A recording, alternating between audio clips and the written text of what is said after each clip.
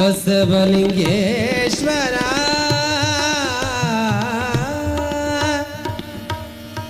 ಜಗದ್ಗುರು ಕೊಟ್ಟೂರ ಬಸವಲಿಂಗೇಶ್ವರ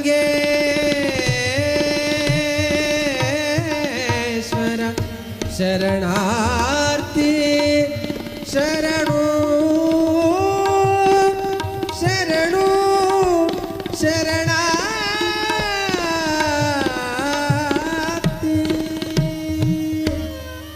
ವಾಗತ್ತ ಇವ ಸಂಪೃತ್ಯೋ ವಾಗತ್ತ ಪ್ರತಿಪತ್ತೆ ಜಗದಪ್ಪಿತರೌ ವಂದೇ ಪಾರ್ವತಿ ಪರಮೇಶ್ವರೌ. ಜಯ ಮಂಗಲಂ ಜಯ ನಮ ಪರಾಪತೆ ಶಿವ ಹರ ಹರ ಮಹಾದೇವ ಶಿವ ಹರ ಹರ ಮಹಾದೇವ ಶಿವ ಹರ ಹರ ಮಹಾದೇವ.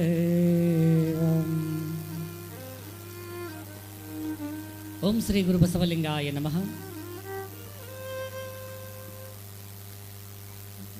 ಸದಾವಕಾಲ ಸ್ಮರಣೀಯರಾದ ಬಸವಾದಿ ಶಿವಶರಣರನ್ನು, ಶ್ರದ್ಧೆಯ ಪಂಚ ಆಚಾರ್ಯರನ್ನು ಭಕ್ತಿಯಿಂದ ಶ್ರದ್ಧೆಯಿಂದ ಧ್ಯಾನಿಸಿಕೊಳ್ಳುತ್ತಾ ಆದಿ ನಿರಂಜನನೆ ಮೇಧಿನಿಯೊಳುತ್ತಾ ಬಂದು ಶರಣಸಂತ ಮಹಂತ ಹೋಗುವಂಥ ಸಮಯದಲ್ಲೂ ಕೂಡ ಸಮಾಜ ಸಮಾಜ ಸಮಾಜವೆಂದು ಕನವರಿಸಿ ಹೋಗಿರತಕ್ಕಂತಹ ಅಖಿಲ ಭಾರತ ವೀರಶೈವ ಮಹಾಸಭೆಯ ಸಂಸ್ಥಾಪಕರು, ಶ್ರೀಮದ್ ವೀರಶೈವ ಶಿವಯೋಗ ಮಂದಿರ ಸಂಸ್ಥೆಗಳ ಸಂಸ್ಥಾಪನಾಚಾರ್ಯರಾದ ಪರಮಾರಾಧ್ಯ ಗುರುನಾಥ ಸಮಾಜವತ್ಸಲ ಲಿಂಗೈಕ ಹಾನಗಲ್ಲ ಗುರುಕುಮಾರ ಶಿವಯೋಗಿಗಳ ಶಿವಯೋಗ ಗದ್ದುಗೆಗೆ ಅನಂತ ಭಕ್ತಿ ನಮನಗಳನ್ನು ಸಮರ್ಪಣೆಯನ್ನು ಮಾಡಿ ಕುಮಾರ ಮಹಾಶಿವಯೋಗಿಗಳ ವಾಣಿಯಂತೆ ಬದುಕಿದವರು, ಕುಮಾರ ಮಹಾಶಿವಯೋಗಿಗಳ ನುಡಿಯಂತೆ ನಡೆದವರು, ಕುಮಾರ ಮಹಾಶಿವಯೋಗಿಗಳ ಸತ್ಯ ಸಂಕಲ್ಪವನ್ನು ಸಾಕ್ಷಾತ್ಕಾರಗೊಳಿಸಲಿಕ್ಕಾಗಿ ತಮ್ಮನ್ನೇ ತಾವು ಸಮರ್ಪಣೆ ಮಾಡಿಕೊಂಡು ಹೋಗಿರ್ತಕ್ಕಂತಹ ಶ್ರೀಮನ್ ಮಹಾರಾಜ ನಿರಂಜನ ಜಗದ್ಗುರುಗಳಾದ ಪರಮ ಪೂಜ್ಯ ಲಿಂಗೈಕ್ಯ ಡಾಕ್ಟರ್ ಸಂಗನ ಬಸವ ಮಹಾಶಿವಯೋಗಿಗಳ ಪರಮ ಪವಿತ್ರವಾದ ಅಡಿದಾವರಿಗಳಿಗೆ ಅನಂತ ಭಕ್ತಿಯ ಪ್ರಣಾಮಗಳನ್ನು ಸಮರ್ಪಣೆಯನ್ನು ಮಾಡಿ ಗುರುಮುಟ್ಟಿ ಗುರುವಾಗಿ ಗುರುಗಳ ಸತ್ಯ ಸಂಕಲ್ಪವನ್ನು ಸಾಕ್ಷಾತ್ಕಾರಗೊಳಿಸಲಿಕ್ಕಾಗಿ ಹಗಲಿರುಳು ಶ್ರಮಿಸ್ತಕ್ಕಂತಹ ಕನ್ನಡ ನಾಡಿನ ಸಿದ್ದೇಶ್ವರ ದೇಶಿಕರ ನಿರಂಜನ ಚರಪಟ್ಟಾಧಿಕಾರ ಮಹೋತ್ಸವದ ಅಂಗವಾಗಿ ಹಮ್ಮಿಕೊಂಡಿರತಕ್ಕಂಥ ಯತಿಕುಲ ಪುಂಗವ ಯತಿಕುಲ ತಿಲಕ ಎಡೆಯೂರ ಸಿದ್ಧಲಿಂಗ ಶಿವಯೋಗಿಗಳ ಜೀವನ ದರ್ಶನ ಈ ಒಂದು ಪ್ರವಚನದಲ್ಲಿ ತಾವೆಲ್ಲ ಅತ್ಯಂತ ಆನಂದದಿಂದ ಬಂದು ಸೇರಿದ್ದೀರಿ. ಇನ್ನೇನು ಕೆಲವೇ ಕ್ಷಣಗಳಲ್ಲಿ ಎಲ್ಲ ಪರಮ ಪೂಜ್ಯರು ಈ ವೇದಿಕೆಯನ್ನು ಅಲಂಕರಿಸಲಿದ್ದಾರೆ. ಯಾವ ಜಗದ್ಗುರು ಕೊಟ್ಟೂರು ಸ್ವಾಮಿ ಶಾಖಾ ವಿರಕ್ತ ಮಠ ಬೂದಗುಂಪ ಹಾಲಸಮುದ್ರ ತಿಮ್ಮಾಪುರ ಸುತ್ತಮುತ್ತಲ ಅನೇಕ ಶ್ರದ್ಧಾ ಭಕ್ತಿಯಿಂದ ಸೇವೆ ಮಾಡ್ತಕ್ಕಂಥ ಯುವಕ ಮಿತ್ರರೇ, ದಾನಿಗಳೇ, ದಾಸೋಹಿಗಳೇ, ಮುದ್ದು ಮಕ್ಕಳೇ, ಇಲ್ಲಿ ಸೇರಿರ್ತಕ್ಕಂಥ ಸಮಸ್ತ ಭಕ್ತರೊಂದವೇ ತಮ್ಮೆಲ್ಲರಿಗೂ ಭಕ್ತಿಯ ಶರಣು ಶರಣು ಶರಣಾರ್ಥಿ.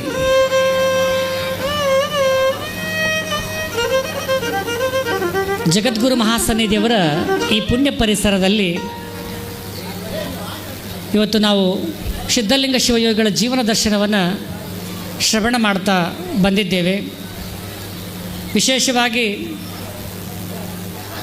12 ದಿನಗಳ ಪರ್ಯಂತರವಾಗಿ ಆ ವಿಶಾಲವಾದ ಬಯಲು ಜಾಗೆಯಲ್ಲಿ ನಿಮಗೆ ಜಗ ಸಾಲಾರ್ದಾಕ ಗುರುಗಳು ಮತ್ತೇನು ವ್ಯವಸ್ಥೆ ಮಾಡಿ ಹೆಚ್ಚಿನ ಸಂಖ್ಯೆಯಲ್ಲಿ ಕೂಡಲಿಕ್ಕೆ ಸ್ಥಳಾವಕಾಶಗಳು ಅಂತ ಆ ಜಗ ಸಾಲಾರ್ಕ ತಂದು ಇಲ್ಲೆಲ್ಲರೂ ನಿಮ್ಮನ್ನು ಕುಂದರಿಸಿ ಭಕ್ತಿಯಿಂದ ಈ ಸಿದ್ಧಲಿಂಗೇಶನ ಪುರಾಣವನ್ನು ಶ್ರವಣ ಮಾಡಲಿಕ್ಕೆ ಗುರುಗಳು ನಿಮಗೆ ಆಯೋಜನೆ ಮಾಡಿಕೊಟ್ಟಿದ್ದಾರಲ್ಲ, ಆ ಗುರುಗಳಿಗೆ ತಮ್ಮೆಲ್ಲರ ಜೋರಾದ ಭಕ್ತಿಯ ಚಪ್ಪಾಳೆಯನ್ನು ನಾವು ಸಮರ್ಪಣೆ ಮಾಡೋಣ ಅಂತ ತಿಳಿಸ್ತಾ, ಈ ಪ್ರವಚನದ ಆರಂಭದ ಕಾಲದ ಪೂರ್ವದಲ್ಲಿ ನಾವೆಲ್ಲ ಭಕ್ತಿಯಿಂದ ಪ್ರಾರ್ಥನೆ ಮಾಡುವಂಥ ಒಂದು ಪ್ರಾರ್ಥನೆ.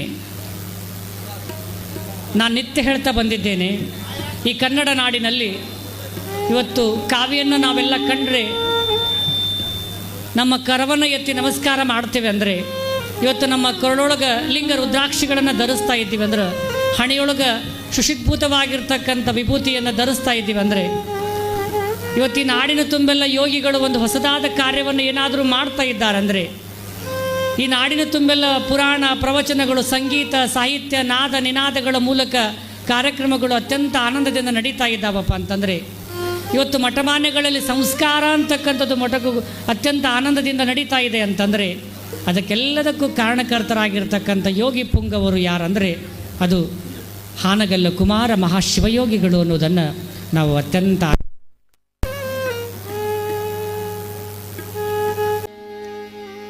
ಬಂದ ನೋಡು ತ್ಯಾಗಿ ಆನಗಲ್ಲ ಕುಮಾರ ಶಿವಯೋಗಿ.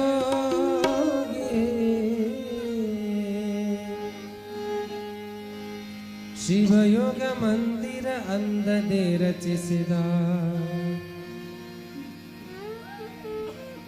ನಾಡಿಗೆ ಬೆಳಕಾಗಿ ಕರುನಾಡಿಗೆ ಬೆಳಕಾಗಿ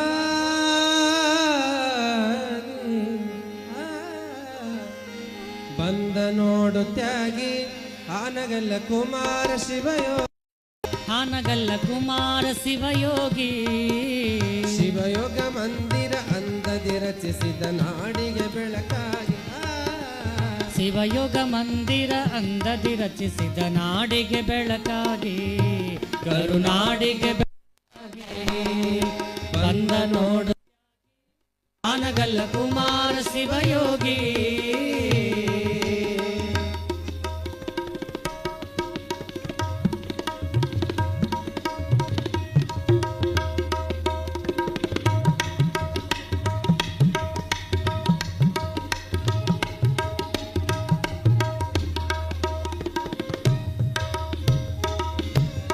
ಮನೆಯ ಬಿಟ್ಟನಲ್ಲ, ತಾಯಿಯ ಮರಳಿ ನೋಡಲಿಲ್ಲ. ಮನೆಯ ಬಿಟ್ಟನಲ್ಲ, ತಾಯಿಯ ಮರಳಿ ನೋಡಲಿಲ್ಲ. ಮಠವ ಕಟ್ಟಲಿಲ್ಲ, ಕೈಯಲ್ಲಿ ಹಣವ ಮುಟ್ಟಲಿಲ್ಲ. ಮಠವ ಕಟ್ಟಲಿಲ್ಲ, ಕೈಯಲ್ಲಿ ಹಣವ ಮುಟ್ಟಲಿಲ್ಲ. ಸಮಾಜಕ್ಕಾಗಿ ತನು ಮನದನವ ಸೂರೆಗೈದನಲ್ಲ. ಸಮಾಜಕ್ಕಾಗಿ ತನು ಮನ ಧನವ ಸೂರೆಗೈದನಲ್ಲ. ಬಂದ ನೋಡು ತ್ಯಾಗಿ ಹಾನಗಲ್ಲ ಕುಮಾರ ಶಿವಯೋಗಿ. ಬಂದ ನೋಡು ತ್ಯಾಗಿ ಹಾನಗಲ್ಲ ಕುಮಾರ ಶಿವಯೋಗಿ.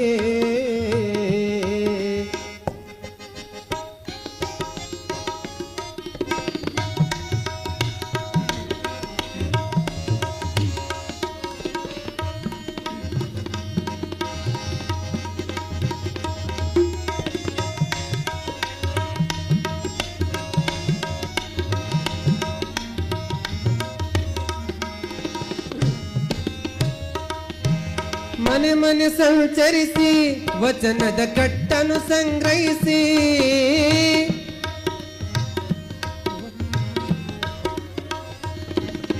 ಮನೆ ಮನೆ ಸಂಚರಿಸಿ ವಚನದ ಕಟ್ಟನ್ನು ಸಂಗ್ರಹಿಸಿ.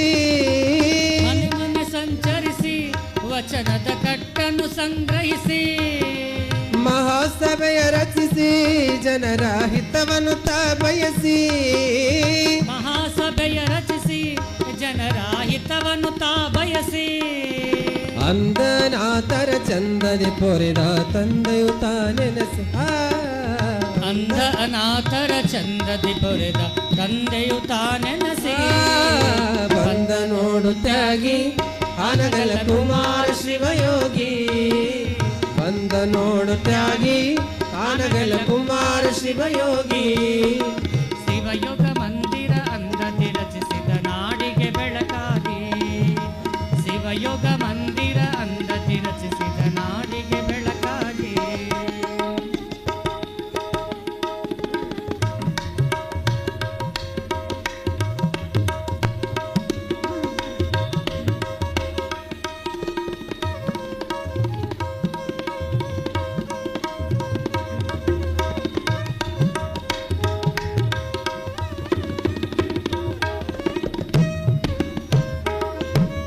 ನೋಡುವೆ ಕಣ್ತುಂಬಿ ನಿನ್ನ ನೆನೆಯುವೆ ಮನ ತುಂಬಿ. ನೋಡುವೆ ಕಣ್ತುಂಬಿ ನಿನ್ನ ನೆನೆಯುವೆ ಮನ ತುಂಬಿ. ಆಡುವೆ ಮೈ ತುಂಬಿ ನಿನ್ನ ಕರೆಯುವೆ ಎದೆ ತುಂಬಿ. ಆಡುವೆ ಮೈ ತುಂಬಿ ನಿನ್ನ ಕರೆಯುವೆ ಎದೆ ತುಂಬಿ. ಮಂಗಳ ಮೂರ್ತಿ ಕೀರ್ತಿ ಹಬ್ಬಿತು ಜಗತ್ತೊಮ್ಮೆ ಮಂಗಳ ಮೂರ್ತಿ ಪಾವನ ಕೀರ್ತಿ ಹಬ್ಬಿತು ಜಗತ್ತೊಮ್ಮೆ ಬಂದ ನೋಡು ತ್ಯಾಗಿ ಹಾನಗಲ್ಲ ಕುಮಾರ ಶಿವಯೋಗಿ ಬಂದ ನೋಡು ತ್ಯಾಗಿ ಹಾನಗಲ್ಲ ಕುಮಾರ ಶಿವಯೋಗಿ ಶಿವಯೋಗ ಮಂದಿರ ಅಂದದಿ ರಚಿಸಿದ ನಾಡಿಗೆ ಬೆಳಕಾಗಿ ಶಿವಯೋಗ ಮಂದಿರ ಅಂದದಿ ರಚಿಸಿದ ನಾಡಿಗೆ ಬೆಳಕಾಗಿ ಕರುನಾಡಿಗೆ ಬೆಳಕಾಗಿ ಕರುನಾಡಿಗೆ ಬೆಳಕಾಗಿ ಕರುನಾಡಿಗೆ ಬೆಳಕಾಗಿ ಕರುನಾಡಿಗೆ ಬೆಳಕಾಗಿ ಕರುನಾಡಿಗೆ ಬೆಳಕಾಗಿ ಕರುನಾಡಿಗೆ ಬೆಳಕಾಗಿ ಕರುನಾಡಿಗೆ ಬೆಳಕಾಗಿ ಕರುನಾಡಿಗೆ ಬೆಳಕಾಗಿ ಬೆಳಕಾಗಿ ಬೆಳಕಾಗಿ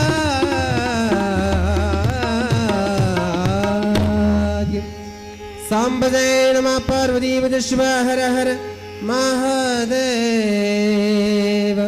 ಹಾನಗಲ್ಲ ಗುರುಕುಮಾರ ಶಿವಯೋಗೇಶ್ವರ ಮಹಾರಾಜ ಕಿ ಎಡೆಯೂರ ಸಿದ್ಧಲಿಂಗೇಶ್ವರ ಮಹಾರಾಜ ಕಿ ಜಗದ್ಗುರು ಸಂಗನ ಬಸವೇಶ್ವರ ಮಹಾರಾಜ ಕಿ ಜಗದ್ಗುರು ಕೊಟ್ಟೂರ ಬಸವಲಿಂಗೇಶ್ವರ ಮಹಾರಾಜ ಕಿ ಜಯ ಮಂಗಳಂ ಜಯ ನಮಃ ಪಾರ್ವತೀಪತಿ ಶಿವ ಹರ ಹರ ಮಹಾದೇವ.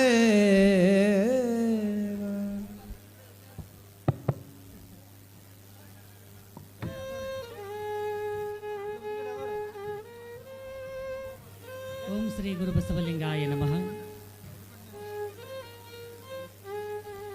ಜಗದ್ಗುರು ಮಹಾಸನ್ನಿಧಿಯವರ ಈ ಪುಣ್ಯ ಪರಿಸರದಲ್ಲಿ ನಾವೆಲ್ಲರೂ ಭಕ್ತಿಯಿಂದ ಶ್ರದ್ಧೆಯಿಂದ ಕುಮಾರ ಮಹಾಶಿವಗಳ ಪ್ರಾರ್ಥನೆಯನ್ನು ಮಾಡಿದ್ದೇವೆ. ಆ ಸ್ವಾಮಿಯು ನಮ್ಮೆಲ್ಲರ ಮನದ ಮೈಲಿಗೆಯನ್ನು ಕಳೀಲಿ ಅಂತ ಮತ್ತೊಮ್ಮೆ ಆ ಸ್ವಾಮಿಯಲ್ಲಿ ಪ್ರಾರ್ಥನೆಯನ್ನು ಮಾಡಿಕೊಳ್ತಾ, ಪ್ರತಿ ದಿವಸದ ಪದ್ಧತಿಯಂತೆ ಇವತ್ತು ಸುಂದರವಾಗಿರ್ತಕ್ಕಂಥ ಈ ಭವ್ಯ ವೇದಿಕೆಯಲ್ಲಿ ಸಿದ್ಧಲಿಂಗ ಶಿವಯೋಗಿಗಳ ಜೀವನ ದರ್ಶನವನ್ನು ನಾವೆಲ್ಲ ಭಕ್ತಿ ಶ್ರದ್ಧೆಯಿಂದ ಶ್ರವಣ ಮಾಡ್ತಾ ಇದ್ದೇವೆ. ಸಿದ್ಧಲಿಂಗೇಶ್ವರರು 12ನೇ ಶತಮಾನದ ಬಸವಾದಿ ಶಿವಶರಣರ ತತ್ವ ಸಿದ್ಧಾಂತವನ್ನು ಸಾರಲಿಕ್ಕಾಗಿ 12ನೇ ಶತಮಾನದ ಬಸವಾದಿ ಶಿವಶರಣರ ವಚನ ಸಾಹಿತ್ಯವನ್ನು ಪುನರುದ್ಧಾರಗೊಳಿಸಲಿಕ್ಕಾಗಿ ಈ ಭುವಿಗೆ ಅವತರಿಸಿರ್ತಕ್ಕಂಥ ನಿರಂಜನ ಗಣೇಶ್ವರರು. ತಾವೆಲ್ಲ ಕೇಳ್ತಾ ಬಂದಿದ್ದೀರಿ, ಸಿದ್ಧಲಿಂಗೇಶ್ವರರು ತಮ್ಮ ಅನೇಕ ಲೀಲೆಗಳನ್ನು ಮಾಡ್ತಾ ಈ ಭರತ ಭೂಮಿಯನ್ನು 3 ಸಾರಿ ಪ್ರದಕ್ಷಿಣೆಯನ್ನು ಹಾಕ್ತಾರೆ. ಆ 3 ಸಾರಿ ಪ್ರದಕ್ಷಿಣೆ ಹಾಕುವಾಗ 701 ವಿರಕ್ತರನ್ನು ಕಟ್ಟಿಕೊಂಡು ಈ ಭರತ ಭೂಮಿಯನ್ನು 3 ಸಾರಿ ಪ್ರದಕ್ಷಿಣೆ ಹಾಕ್ತಾರೆ. ಆ 701 ವಿರಕ್ತರ ಸಾಂಕೇತಿಕವಾಗಿ 701 ವಚನಗಳನ್ನು ಬರೀತಾರೆ. ಅದಕ್ಕೆ ಶಟಸ್ಥಲ ಜ್ಞಾನ ಸಾರಾಮೃತ ಅಂತ ಹೆಸರನ್ನು ಇಟ್ಟು ವಚನ ಸಾಹಿತ್ಯಕ್ಕೆ ಹೊಸದಾದ ಮೆರಗನ್ನು ತಂದು ಕೊಟ್ಟಿರ್ತಕ್ಕಂಥ ಎತ್ತಿಕುಲ ಪುಂಗವರು ಎಡೆಯೂರು ಸಿದ್ಧಲಿಂಗ ಶಿವಯೋಗಿಗಳು ಅಂತ. ಸಿದ್ಧಲಿಂಗ ಶಿವಯೋಗಿಗಳ ಅನೇಕ ಲೀಲೆಗಳನ್ನು ತಾವೆಲ್ಲ ಕೇಳ್ತಾ ಬಂದಿದ್ದೀರಿ.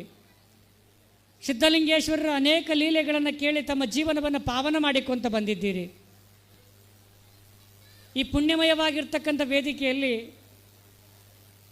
ನಾನೊಂದು ವಿಷಯವನ್ನು ತಮ್ಮ ಗಮನಕ್ಕೆ ತರಲಿಕ್ಕೆ ಇಚ್ಛಪಡ್ತೇನೆ. ನಮ್ಮ ಜೀವನಕ್ಕೆ ಅತ್ಯಂತ ಆನಂದವನ್ನು ಕೊಡ್ತಕ್ಕಂಥ ಒಂದು ವಿಚಾರ. ನಿಜಗುಣ ಶಿವಯೋಗಿಗಳು ತಮ್ಮನ್ನು ತಾವು ಪ್ರಶ್ನೆ ಮಾಡಿಕೋತಾರೆ. ನಿಜಗುಣ ಶಿವಯೋಗಿಗಳು ತಮ್ಮನ್ನೇ ತಾವು ಪ್ರಶ್ನೆ ಮಾಡಿಕೋತಾರೆ, ಈ ಮತಿಗೆ ಮಂಗಲ ಬೀಬುದಾವುದು ಅಂತ. ತಮ್ಮ ಷಟ್ಶಾಸ್ತ್ರದಲ್ಲಿ ಅವರು ಪ್ರಶ್ನೆಯನ್ನು ಮಾಡ್ತಾರೆ, ಈ ಮತಿಗೆ ಮಂಗಲ ಬೀಬುದಾವುದು. ಕೊನೆಗೆ ಅವರೇ ಉತ್ತರವನ್ನು ಬರೀತಾರೆ, ಸಜ್ಜನರ ಸಂಘ ಸತ್ಸಂಗ ಅಂತ ಬರೀತಾರೆ. ಅಂದರೆ ನಮ್ಮ ಈ ಒಂದು ವ್ಯವಸ್ಥೆಗೆ ಅತ್ಯಂತ ಆನಂದವನ್ನು ಕೊಡ್ತಕ್ಕಂಥದ್ದು ನಮ್ಮ ಲೇಸು ಕಂಡಯ್ಯ, ದೂರ ದುರ್ಜನರ ಸಂಘ ಅದು ಭಂಗವಯ್ಯ, ಸಂಘದಲ್ಲೆರಡುಂಟು ಒಂದು ಬಿಟ್ಟು ಒಂದು ಹಿಡಿ, ಮಂಗಲಮೂರ್ತಿ ಕೂಡಲ ಸಂಗಮ ದೇವ ಅಂತ. ಈ ಮನುಷ್ಯ ಅಂತಕ್ಕಂಥವನು ಮಹಾದೇವನಾಗಬೇಕಾಗಿತ್ತಂದರೆ, ನಮ್ಮ ದೇಹದಲ್ಲಿರ್ತಕ್ಕಂಥ ಅವಗುಣಗಳು ಅಳಿದು ಶಿವಗುಣಗಳು ಪ್ರಾಪ್ತಿಯಾಗಬೇಕಾಗಿತ್ತಂದರೆ, ಈ ಜೀವ ಶವವಾಗಿ ಹೋಗುವುದಕ್ಕಿಂತ ಪೂರ್ವದಲ್ಲಿ ಆ ಶಿವನ ಪಾದವನ್ನು ಸಮರ್ಪಣೆ ಮಾಡಿಕೊಳ್ಳಬೇಕಾಗಿತ್ತಂದರೆ ಯಾರ ಒಂದು ಸಂಘ ಬೇಕಂದರೆ ಅದು ಉತ್ತಮರ ಸಂಘ ಅಂತ ಹೇಳ್ತಾರೆ. ಅಂಥ ಉತ್ತಮರ ಸಂಘಕ್ಕೆ ಈ ಮತಿಗೆ ಮಂಗಲವನ್ನು, ಮತಿಗೆ ಬುದ್ಧಿಯನ್ನು ಕೊಡ್ತಕ್ಕಂಥ ಒಂದು ಪರಮ ಪವಿತ್ರವಾಗಿರ್ತಕ್ಕಂಥ ಶಕ್ತಿ ಅದೇ. ತಾವೆಲ್ಲ ಇಲ್ಲಿ ಬಂದು ವಿರಾಜಮಾನವಾಗಿ ಗುರುಗಳ ಒಂದು ಪರಮ ಪವಿತ್ರವಾಗಿರ್ತಕ್ಕಂಥ ಕಾರ್ಯಕ್ರಮವನ್ನು ನೋಡ್ತಾ ಇದ್ದೀರಿ. ಸಹಸ್ರ ಸಂಖ್ಯೆಯಲ್ಲಿ ಬಂದು ಈ ಕಾರ್ಯಕ್ರಮವನ್ನು ಕಣ್ತುಂಬಿ ನೋಡಿಕೊಳ್ತಾ ಇದ್ದೀರಲ್ಲ. ತಮ್ಮ ಬದುಕು ಹೇಗಾಗಿದೆಯಪ್ಪ ಅಂತಂದರೆ ಆ ಗುರುಗಳ ಪರಮ ಪವಿತ್ರವಾಗಿರ್ತಕ್ಕಂಥ ಕೃಪಾದೃಷ್ಟಿಯಿಂದ ತಮ್ಮೆಲ್ಲರ ಬದುಕು ಅತ್ಯಂತ ಆನಂದವಾಗಿ ತಮ್ಮ ಜೀವನವೇ ಪಾವನವಾಗಿದೆ ಈ 12 ದಿನಗಳಲ್ಲಿ ಅಂತ. ತಾವೆಲ್ಲ ಒಂದು ವಿಚಾರ ಮಾಡಬೇಕು. ತಮ್ಮ ಮನೆಯಲ್ಲಿ ಪಾತ್ರೆಗಳನ್ನು ತಾವು ಇಟ್ಟುಕೊಂಡಿರ್ತೀರಿ. ಚಹಾ ಮಾಡೋಕೆ ಒಂದಿಷ್ಟು ಪಾತ್ರೆ ತಗೊಂಡ್ಕೊಂಡಿರ್ತೀವಿ. ಒಂದು ಈ ಪಲ್ಯ ಸಾಂಬಾರು ಮಾಡೋಕೆ ಒಂದಿಷ್ಟು ಪಾತ್ರೆಗಳನ್ನ ಇಟ್ಕೊಂಡಿರ್ತೀರಿ. ಒಂದು ಸ್ವಲ್ಪ ತಪ್ಪಿ ಏನಾದರೂ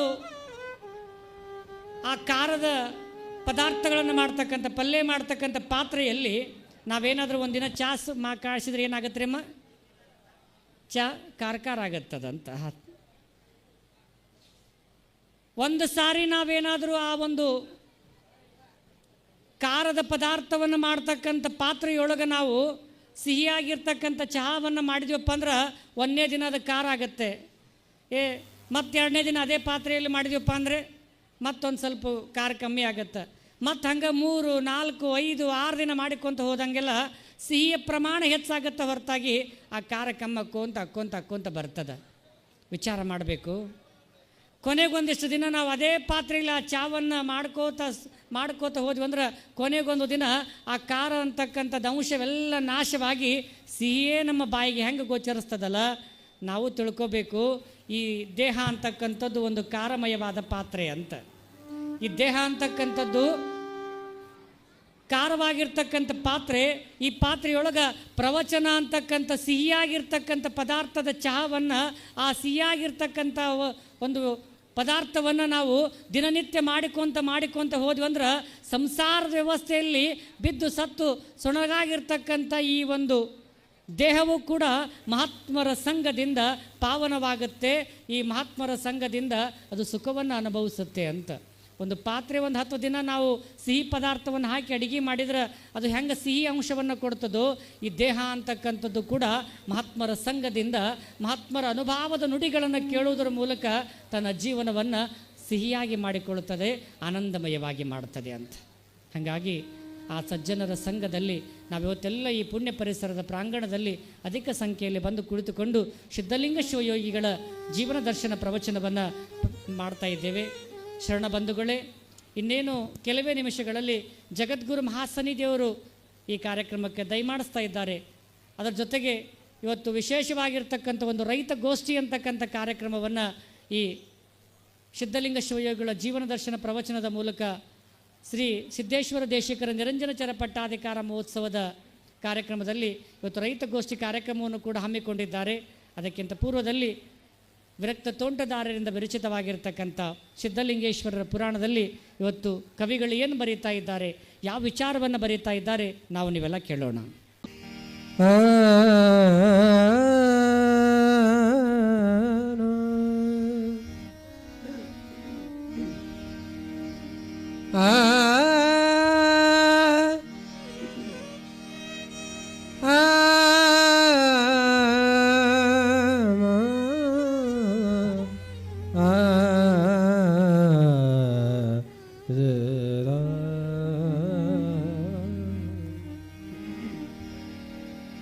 ಗುರು ಸಾರ್ವಭೌಮ ತೋಂಟದ ಸಿದ್ಧಲಿಂಗ ಸುತೀವರನೊಂದು ದಿನದೇನಾಗಿಣಿಯ ತೀರದೊಳಗೀರ್ಪು ಶಿಲಾ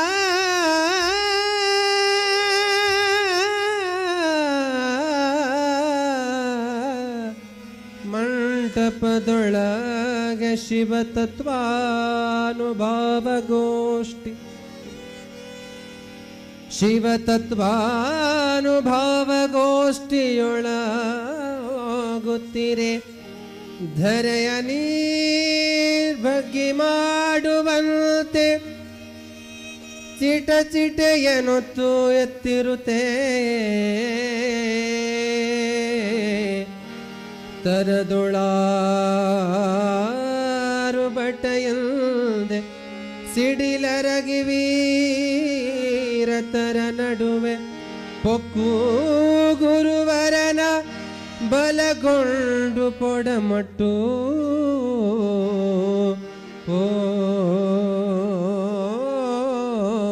ಓದದು ನಲುವಿನಿಂ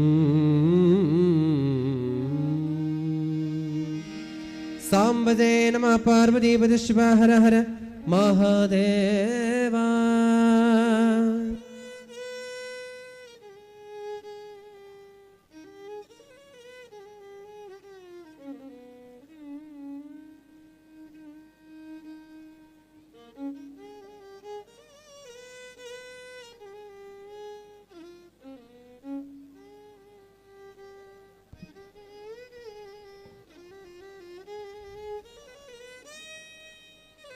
ವಿರಕ್ತ ತೋಂಟದಾರರಿಂದ ವಿರಚಿತವಾದ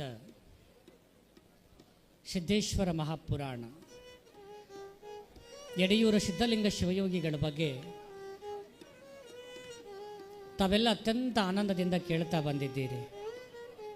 ಸಿದ್ಧಲಿಂಗ ಶಿವಯೋಗಿಗಳಂದರೆ ಈ ನಾಡು ಕಂಡಂಥ ಅತ್ಯಂತ ಅಪರೂಪದ ಮಹಾಯತಿ ಕುಲಪುಂಗವರು. ನಿಮಗೆಲ್ಲ ಗಮನ ಇರಲಿ, ಈ ಗ್ರಾಮದಲ್ಲಿ ಸುತ್ತಮುತ್ತಲ 10 ಹಳ್ಳಿಗಳ ಸದ್ಭಕ್ತರು ಅಧಿಕ ಸಂಖ್ಯೆಯಲ್ಲಿ ಬಂದು ಭಕ್ತಿಯಿಂದ ಶ್ರವಣ ಮಾಡತಕ್ಕಂಥ ಸಿದ್ಧಲಿಂಗ ಶಿವಯೋಗಿಗಳ ಪುರಾಣವನ್ನು ತಾವು ಕೇಳುವುದನ್ನು ನೋಡಿದರೆ ಬಹಳ ಆನಂದ ಆಗುತ್ತೆ. ಕಾರಣ ಇಲ್ಲಿರ್ತಕ್ಕಂಥ ಪಾರ ಭಕ್ತರು ಸಿದ್ಧಲಿಂಗೇಶ್ವರರ ಮೇಲೆ ಅತ್ಯಂತ ಶ್ರದ್ಧೆಯಿಂದ ಭಕ್ತಿಯಿಂದ ಸೇವೆಯನ್ನು ಸಲ್ಲಿಸುವರಾಗಿದ್ದೀರಿ. ನಿನ್ನೆ ದಿವಸ ನಾಗಿಣಿಯ ನದಿಯ ತೀರದಲ್ಲಿ ಸಿದ್ಧಲಿಂಗ ಶಿವಯೋಗಿಗಳು ಬಂದು ಆ ಹರಿತಕ್ಕಂಥ ನಾಗಿಣಿ ನದಿಯನ್ನು ನಿಲ್ಲಿಸಿ ಕಗ್ಗೇರಿಗೆ ಬರ್ತಾರೆ ಅಂತಕ್ಕಂಥ ವಿಚಾರವನ್ನು ನಾವು ನೀವೆಲ್ಲ ಕೇಳ್ತಾ ಬಂದಿದ್ದೇವೆ. ಶರಣಬಂಧುಗಳೇ, ಸಿದ್ಧಲಿಂಗೇಶ್ವರರು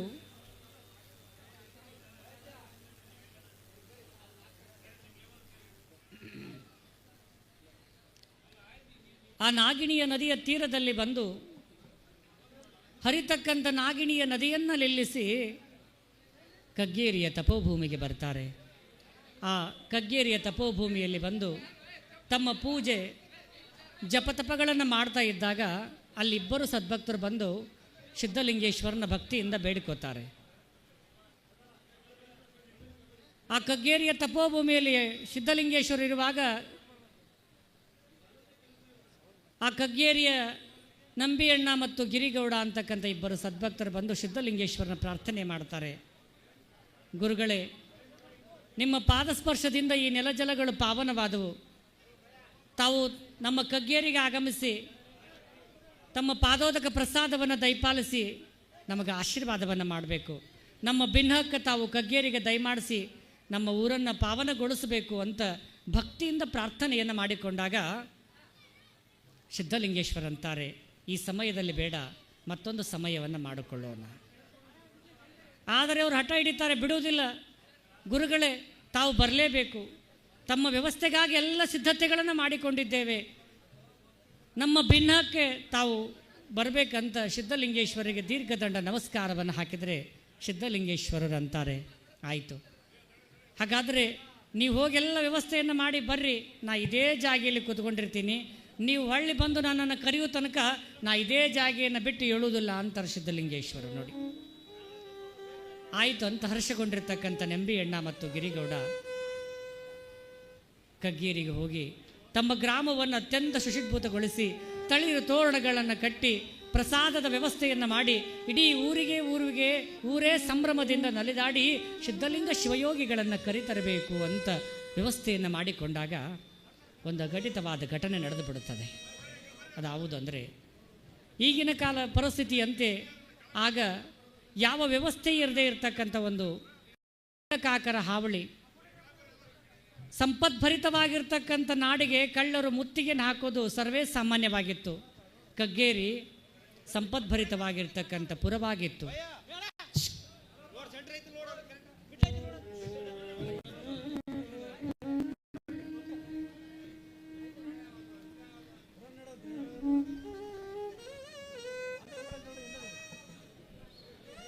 ಕಗ್ಗೇರಿ ಸಂಪದ್ಭರಿತವಾಗಿರ್ತಕ್ಕಂಥ ಗ್ರಾಮವಾಗಿತ್ತು. ಆ ಸಂಪದ್ಭರಿತವಾಗಿರ್ತಕ್ಕಂಥ ಗ್ರಾಮದಲ್ಲಿ ದಾಸೋಹ ನಡೀತದೆ, ಪುಣ್ಯ ಕಾರ್ಯಗಳು ನಡೀತಾ ಇದ್ದಾವೆ ಅಂತ ತಿಳ್ಕೊಂಡು ಕಳ್ಳಕಾಕರು ಮುತ್ತಿಗೆಯನ್ನು ಹಾಕಿಬಿಡ್ತಾರೆ. ಆ ಮುತ್ತಿಗೆ ಹಾಕುವಂಥ ಸುದ್ದಿ ತಿಳಿದಾಕ್ಷಣ ಗ್ರಾಮದ ಎಲ್ಲ ಜನರು ತಮ್ಮ ಮನೆಯಲ್ಲಿರ್ತಕ್ಕಂಥ ಬೆಲೆ ಬಾಳ್ತಕ್ಕಂಥ ವಸ್ತ್ರ ಒಡವೆಗಳನ್ನು ತೆಗೆದುಕೊಂಡು ದಿಕ್ಕಾಪಾಲಾಗಿ ಯಾವ ದಾರಿ ಸಿಗುತ್ತದೋ ಆ ಕಡೆ ಓಡಿ ಹೋಗಿಬಿಡ್ತಾರೆ. ಕಳ್ಳಕಾಕರ ಹಾವಳಿಯನ್ನು ನೆನೆದು ನಂಬಿಯಣ್ಣ ಮತ್ತು ಗಿರಿಗೌಡ ಅವರು ಕೂಡ ತಮ್ಮ ಮನೆಯಲ್ಲಿರ್ತಕ್ಕಂಥ ಬೆಲೆ ಬಾಳ್ತಕ್ಕಂಥ ವಸ್ತುಗಳನ್ನೆಲ್ಲವನ್ನು ತೆಗೆದುಕೊಂಡು ಪಲಾಯನ ಮಾಡಿಬಿಡ್ತಾರೆ. ಇಡೀ ಊರೇ ದಿಕ್ಕಾಪಾಲಾಗಿ ಹೋಗಿ ಬಂದು ಕಳ್ಳಕಾಕರು ಮುತ್ತಿಗೆ ಹಾಕಿದರೆ ಇಡೀ ಊರೊಳಗೆ ಯಾರೂ ಇರೋದಿಲ್ಲ. ಆ ಸಿದ್ಧಲಿಂಗೇಶ್ವರಿಗೆ ಮಾಡಿರ್ತಕ್ಕಂಥ ಮಹಾಪ್ರಸಾದವನ್ನು ನೆಲಮಾಳಿಗೆಯಲ್ಲಿ ಮುಚ್ಚಿಟ್ಟು ಹೋಗ್ಬಿಟ್ಟಿರ್ತಾರೆ ಎಲ್ಲ ಭಕ್ತರು. ಎಲ್ಲ ಜನರು ದಿಕ್ಕಾಪಾಲಾಗಿ ಹೋಗಿರ್ತಕ್ಕಂಥ ಇತ್ತ ಸಿದ್ಧಲಿಂಗೇಶ್ವರರು ಕಗ್ಗೇರಿ ಒಳಗೆ ಹಾಗೆ ಕೂತು ಬಿಡ್ತಾರೆ. ಆ ಕಗ್ಗೇರಿ ವನದೊಳಗೆ ಹಾಗೆ ಕೂತ್ಕೊಂಡಾಗ ಯಾರಿಗೆ ಗೊತ್ತಿದೆ ಸಿದ್ಧಲಿಂಗೇಶ್ವರ ಏನು ಹೇಳಿರ್ತಾರೆ, ನೀವು ಬರುವವರೆಗೆ ನಾನು ಇಲ್ಲೇ ಕೂತ್ಕೊಂಡಿರ್ತೀನಿ, ನೀವು ಬಂದು ನನ್ನನ್ನು ಕರೆದುಕೊಂಡು ಹೋಗೋ ತನಕ ನಾನು ಹೇಳುವುದಿಲ್ಲ ಅಂದಾಗ ಭಕ್ತರಿಗೆ ಕೊಟ್ಟ ಮಾತಿನಂತೆ ಸಿದ್ಧಲಿಂಗೇಶ್ವರು ಎಲ್ಲಿ ತನಕ ತಪಸ್ಸನ್ನು ಮಾಡ್ತಾರಂದರೆ ಒಂದಲ್ಲ ಎರಡಲ್ಲ 12 ವರ್ಷ ಆ ಕಗ್ಗೇರಿ ಒಳಗೆ ತಪಸ್ಸನ್ನು ಆಚರಣೆ ಮಾಡ್ತಾರೆ. 12 ವರ್ಷ ತಪಸ್ಸನ್ನು ಆಚರಣೆ ಮಾಡ್ತಾರೆ. ಅವರ ಮೈ ತುಂಬ ಹುತ್ತ ಬೆಳೀತದೆ.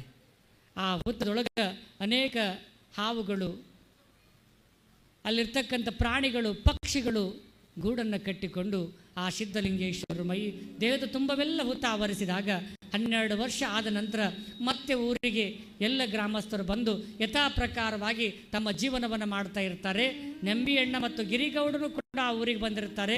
ಆದರೆ ಸಿದ್ಧಲಿಂಗೇಶ್ವರಿಗೆ ನಾವು ಭಿನ್ನವನ್ನು ಮಾಡಿದ್ವಿ, ಗುರು ಸಿದ್ಧಲಿಂಗೇಶ್ವರರು ನಮ್ಮ ಮಾತಿಗೆ ಒಪ್ಪಿ ನೀವು ಬರುವವರೆಗೆ ನಾ ಇಲ್ಲೇ ಇರ್ತೀನಿ ಅನ್ನುವಂಥ ಮಾತನ್ನು ನೆನಪಾರಿಬಿಟ್ಟಿರ್ತಾರೆ.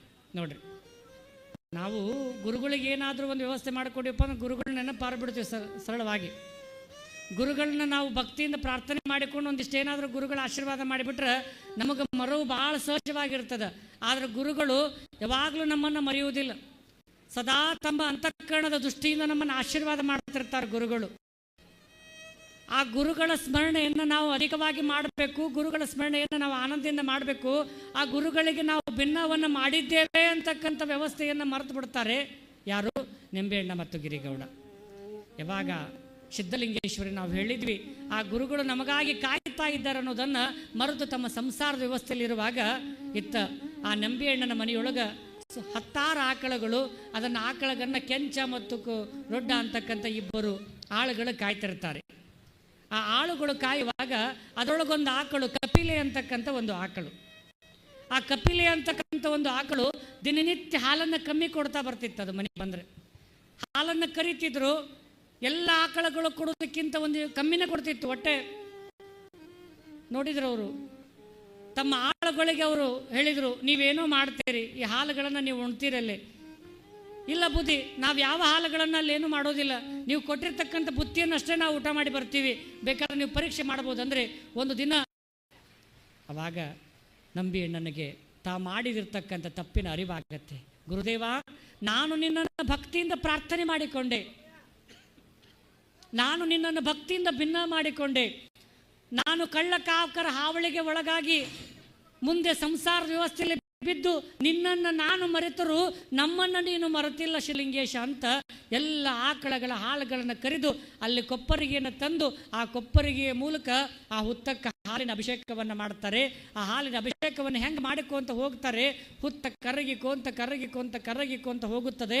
ಆ ಹುತ್ತದಲ್ಲಿ ಯಾರು ಗೋಚರಿಸ್ತಾರಂದರೆ 12 ವರ್ಷ ಯಾವ ಅನ್ನವನ್ನು ಸ್ವೀಕಾರ ಮಾಡದೆ, ಯಾವ ನೀರನ್ನು ಸ್ವೀಕಾರ ಮಾಡದೆ, ಕೇವಲ ವಾಯುವನ್ನು ಸ್ವೀಕಾರ ಮಾಡಿ ಮಹಾಯೋಗದ ಸಮಾಧಿಯಲ್ಲಿ ಅತ್ಯಂತ ವೈಭೋಗದಿಂದ ತಾವು ಆ ಹುತ್ತದಲ್ಲಿ ಆನಂದದಿಂದ ವಿರಾಜಮಾನರಾಗಿರ್ತಾರೆ ಸಿದ್ಧಲಿಂಗ ಶಿವಯೋಗಿಗಳು. ಆ ಸಿದ್ಧಲಿಂಗೇಶ್ವರನ ಕಂಡು ನಂಬಿಯಣ್ಣ ಗ್ರಾಮದ ಸದ್ಭಕ್ತರೆಲ್ಲರೂ ದೀರ್ಘದಂಡ ನಮಸ್ಕಾರವನ್ನು ಹಾಕ್ತಾರೆ. ಗುರುದೇವ, ನಾವು ಮಾಡಿರ್ತಕ್ಕಂಥ ಅಪರಾಧ, ನಾವು ಸಂಸಾರಿಗಳು, ಭಕ್ತರು ತಿಳಿಯದೇ ಮಾಡಿರ್ತಕ್ಕಂಥ ಅಪರಾಧ, ಇದನ್ನು ತಾವು ಮನ್ನಿಸಬೇಕು ಅಂತ ಸಿದ್ಧಲಿಂಗ ಶಿವಯೋಗಿಗಳಿಗೆ ಸಾಷ್ಟಾಂಗವನ್ನು ಹಾಕಿದಾಗ ಯತಿಕುಲ ಪುಂಗವರಾಗಿರ್ತಕ್ಕಂಥವರು, ಭಕ್ತವತ್ಸಲರಾಗಿರ್ತಕ್ಕಂಥವರು, ಭಕ್ತಾನುರಾಗಿಗಳಾಗಿರ್ತಕ್ಕಂಥ ಸಿದ್ಧಲಿಂಗೇಶ್ವರರು, ನೀವು ನನ್ನ ಯಾವುದಕ್ಕೂ ಭಂಗ ಮಾಡಲಿಲ್ಲಪ್ಪ. 12 ವರ್ಷ ಈ ಲಿಂಗಯ್ಯನನ್ನು ಸಾಕ್ಷಾತ್ಕಾರ ಮಾಡಿಸಿಕೊಳ್ಳೋದಕ್ಕಾಗಿ ನೀವು ಮಾಡಿರ್ತಕ್ಕಂಥ ಕಾರ್ಯ ಭಾಳ ಚಲೋ ಅದ ಅಂತ ತಿಳ್ಕೊಂಡು ಎದ್ದು ಕಗ್ಗೇರಿಗೆ ಬರ್ತಾರೆ. ನೀವು ಬರ್ತೀರಂತ ನಾವು ಊರನ್ನು ಭಾಳ ಶೃಂಗಾರ ಮಾಡಿದ್ದೇವೆ, ಹೊಸ ಪ್ರಸಾದವನ್ನು ಮಾಡಬೇಕಂದಾಗ ಸಿದ್ಧಲಿಂಗೇಶ್ವರ ಅಂತಾರೆ, ನೀವು ಯಾವ ಪ್ರಸಾದವನ್ನು ಕೂಡ ಮಾಡಬೇಡ್ರಿ.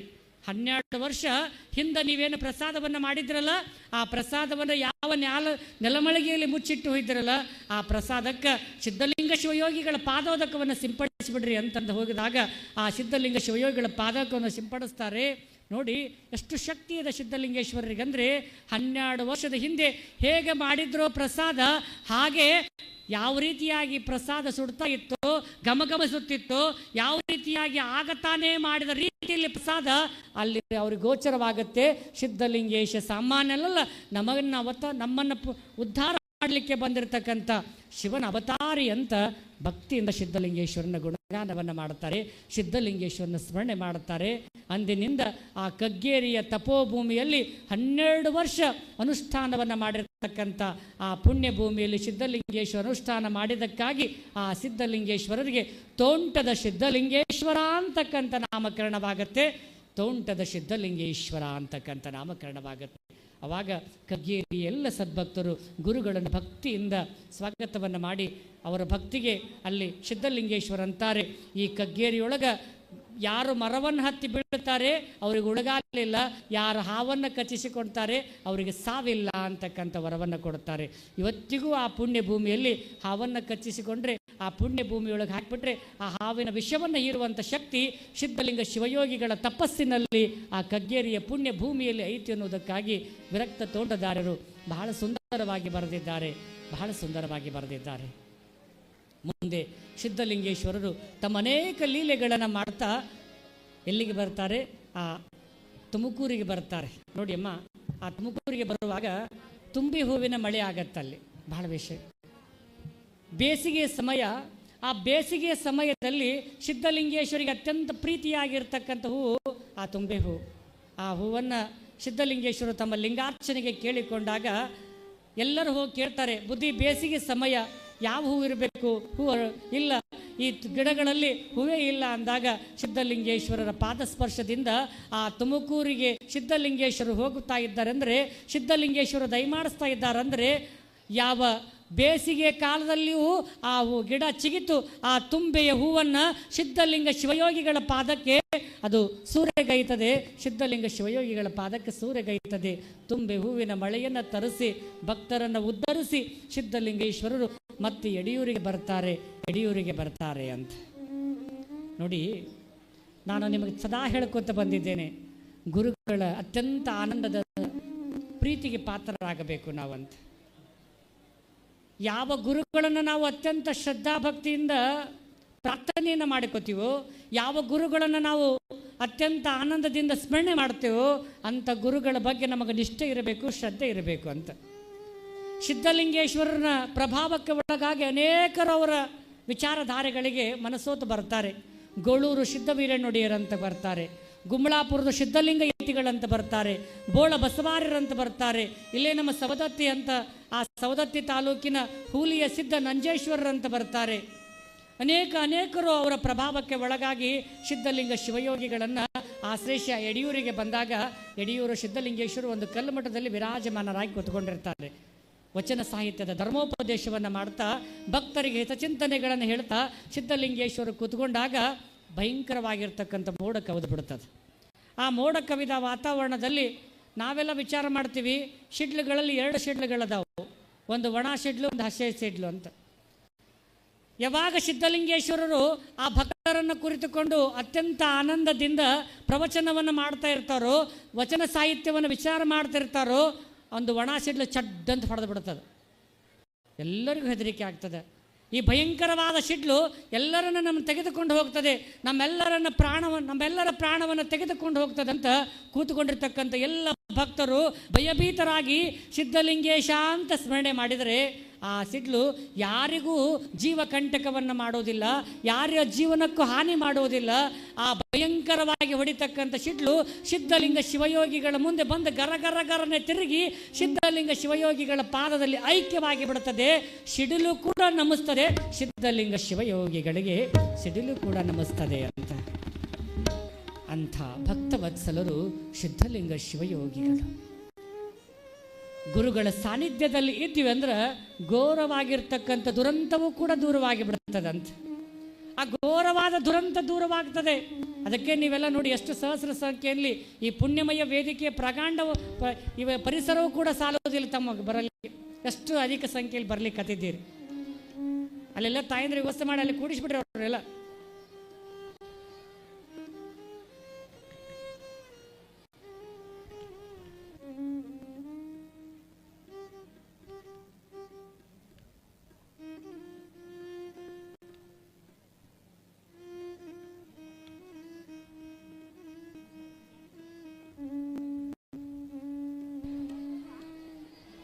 ಸಿದ್ಧಲಿಂಗ ಶಿವಯೋಗಿಗಳ ಚರಿತ್ರೆ ನಾವೆಲ್ಲ ಹೇಳ್ತಾ ಬಂದಿದ್ದೇವೆ.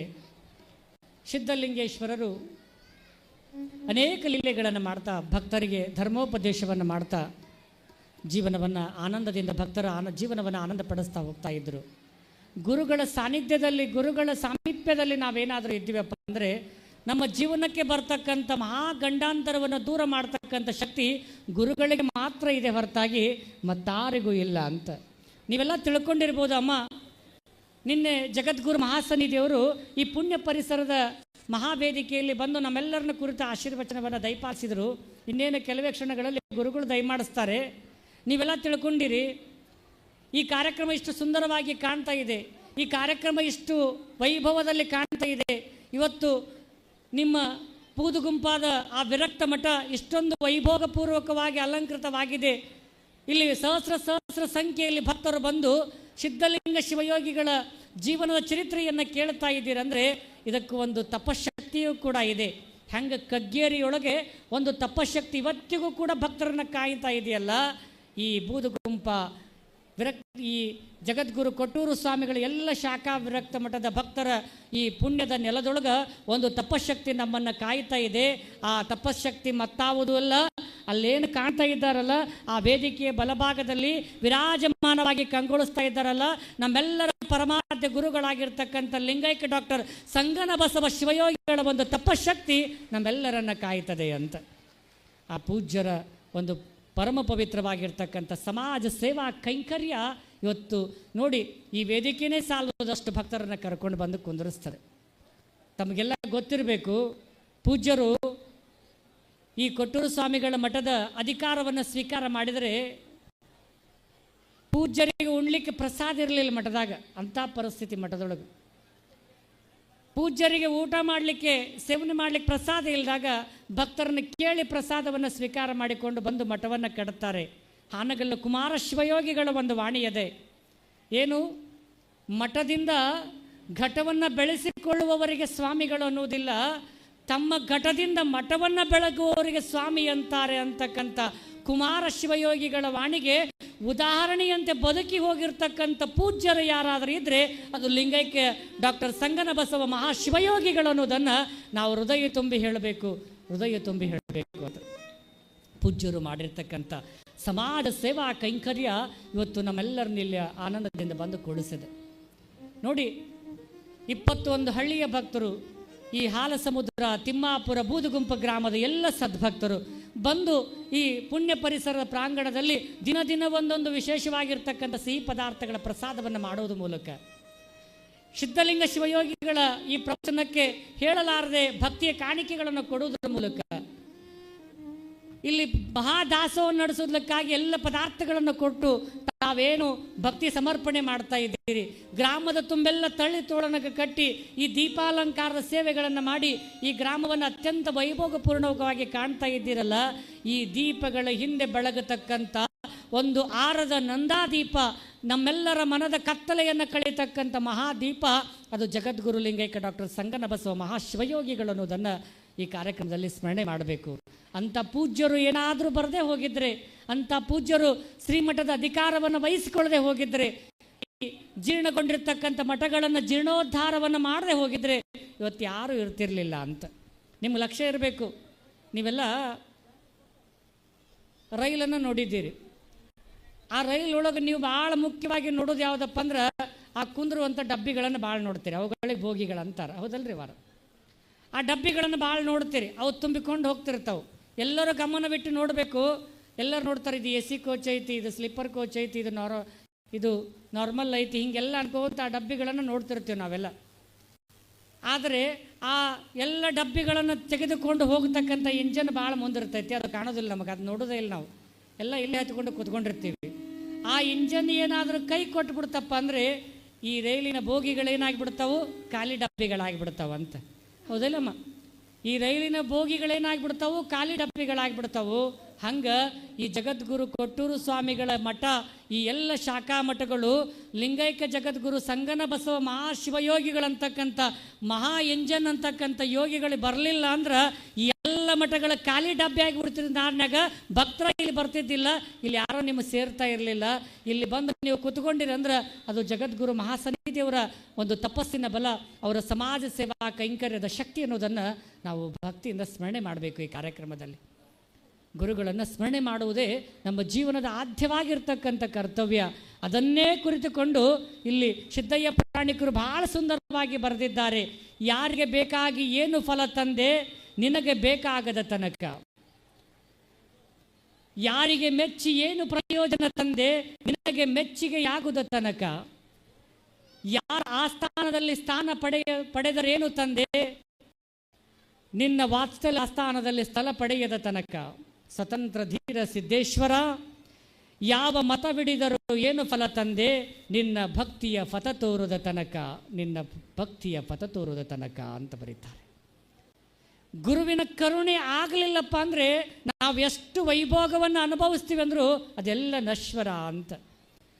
ಆ ಗುರುವಿನ ಕರುಣೆಯಾಗಬೇಕು. ಆ ಗುರು ನಮ್ಮನ್ನು ಅತ್ಯಂತ ಆನಂದದಿಂದ ಅಂತಃಕರಣಪೂರ್ವಕವಾಗಿ ಆಶೀರ್ವಾದವನ್ನು ಮಾಡಬೇಕು. ಅಂದಾಗ ಈ ಜೀವನ ಪಾವನವಾಗತ್ತೆ. ನಮ್ಮ ಜೀವನದಲ್ಲಿ ಅನೇಕ ಬಂಧುಗಳು ಬಂದು ಹೋಗ್ತಾರೆ. ಬಂಧುಗಳು ಬಂದು ಮನೆಯೊಳಗೆ ಏನು ಮಾಡ್ತಾರೆ, ಭಾಳ ಚಲೋ ಆಕ್ಷೇಪ ಮನೆ, ಭಾಳ ಚಲೋ ಬಾಳೆ ಮಾಡಿ ಅಂತ ಬಂದು ಉಂಡು ಹೋಗ್ತಾರೆ ಹೊರತಾಗಿ ನಮ್ಮ ಬದುಕಿಗೆ ಬಂದಿರತಕ್ಕಂಥ ಬಂಧನವನ್ನು ಕಳೆಯುವುದಿಲ್ಲ. ಅದಕ್ಕೆ ಸರ್ವಜ್ಞ ಮೂರ್ತಿಗಳು ಹೇಳ್ತಾರೆ, ಬಂಧುಗಳಾದವರು ಬಂದುಂಡು ಹೋಗುವರು, ಬಂಧನವ ಕಳೆಯಲರಿಯರೆ, ಬಂಧನವ ಕಳೆದ ಗುರುವೇ ನಿನಗಿಂತ ಅಧಿಕ ಬಂಧುಗಳುಂಟಾ ಸರ್ವಜ್ಞ ಅಂತ ಹೇಳ್ತಾರೆ ಅವರು.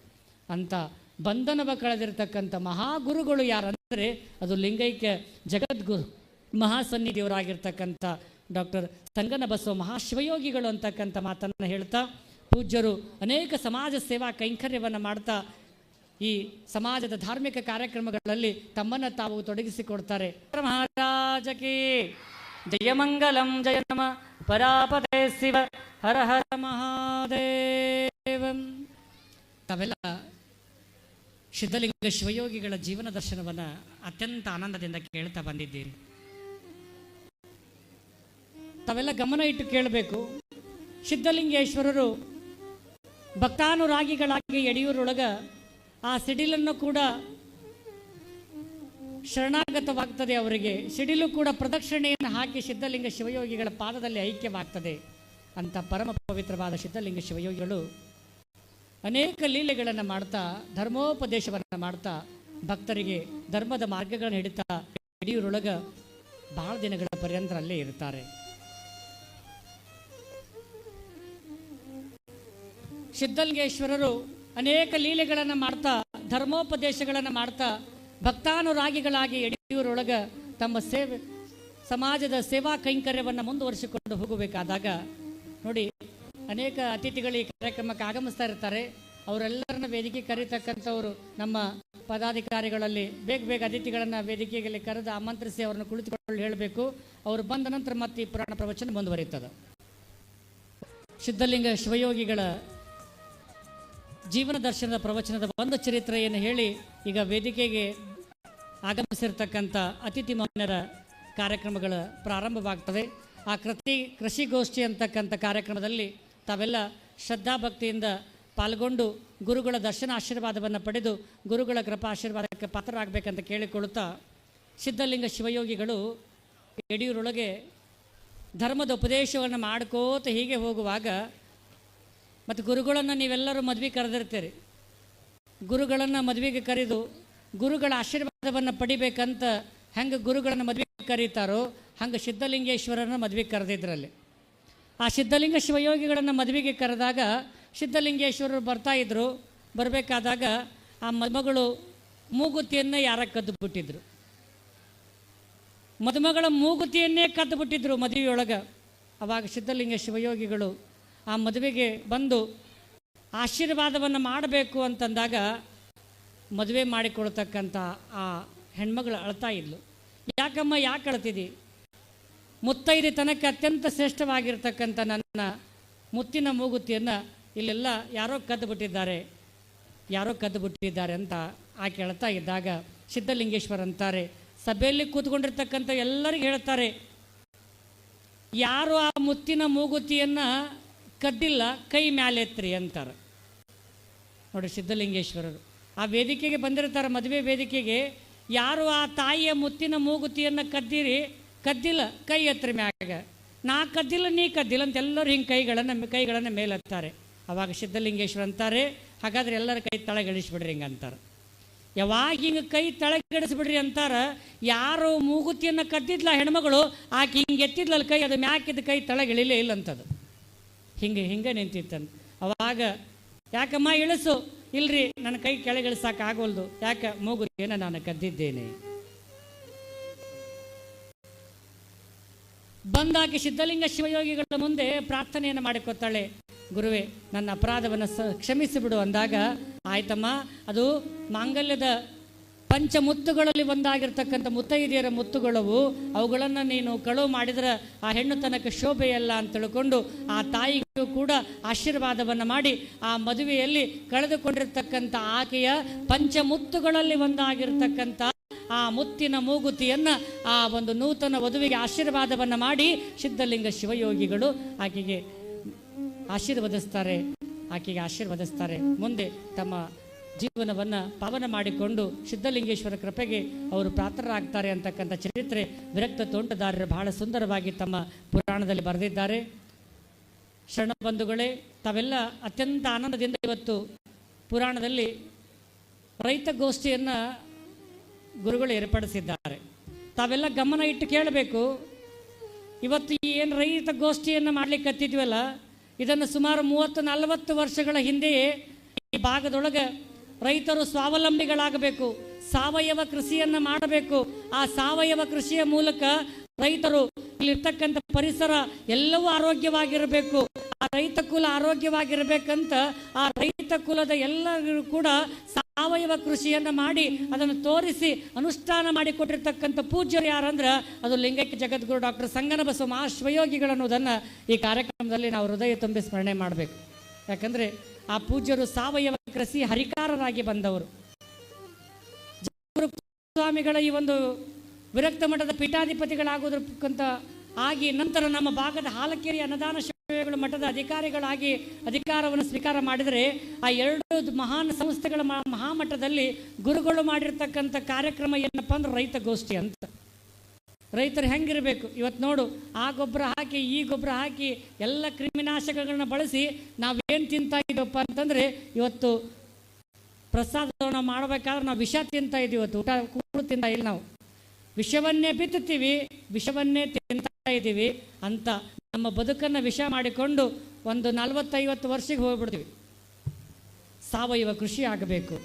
ಆ ಸಾವಯವ ಕೃಷಿಯ ಮೂಲಕ ಎಲ್ಲ ಯುವ ಜನತೆ ಸದೃಢವಾಗಬೇಕು, ಸಮಾಜ ಸೇವೆಗೆ ಅಣಿಯಾಗಬೇಕಂತ ಇವತ್ತು ನೋಡಿ ಆ ಕೃಷಿ ಅಧಿಕಾರಿಗಳನ್ನು ಕರೆಸಿ ಅವರಿಂದ ಉಪನ್ಯಾಸ ಕಾರ್ಯಕ್ರಮವನ್ನು ಮಾಡಿಸುವುದರ ಮೂಲಕ ಕೃಷಿ ಗೋಷ್ಠಿಯನ್ನು ಗುರುಗಳು ಏರ್ಪಡಿಸಿದ್ದಾರೆ. ಅಂತ ಜಗದ್ಗುರು ಮಹಾಸನ್ನಿಧಿಯವರಿಗೆ ತಾವೆಲ್ಲ ತಮ್ಮ 2 ಕೈಗಳನ್ನು ಮೇಲೆತ್ತಿ ಜೋರಾದ ಭಕ್ತಿಯ ಚಪ್ಪಾಳೆಯನ್ನು ಗುರುಗಳಿಗೆ ಸಮರ್ಪಣೆ ಮಾಡಬೇಕು ಅಂತ ಕೇಳಿಕೊಳ್ತಾ ಈಗ ಆ ಕೃಷಿ ಗೋಷ್ಠಿ ಪ್ರಾರಂಭವಾಗ್ತದೆ.